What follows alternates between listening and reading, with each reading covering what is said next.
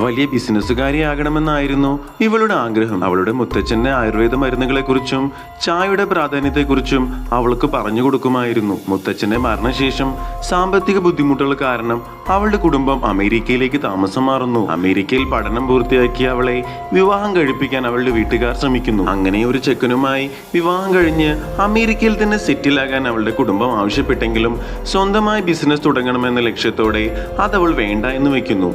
അമേരിക്കയിൽ ഭൂരിഭാഗം ആളുകളും കോഫി കുടിക്കുന്നവരാണെന്ന് മനസ്സിലാക്കിയ അവൾ അവിടെ ഇന്ത്യൻ ഔഷധ ഗുണമുള്ള ഇന്ത്യൻ ചായ എത്തിച്ചാൽ അത് വലിയ വിജയമാകുമെന്ന് അവൾക്ക് ഉറപ്പുണ്ടായിരുന്നു. അങ്ങനെ അവൾ മിസ് ഇന്ത്യ എന്ന പേരിൽ സ്വന്തമായി ഒരു ചായക്കട ആരംഭിക്കുന്നു. തുടക്കത്തിൽ ആൾക്കാർ കുറവായിരുന്നെങ്കിലും പതുക്കെ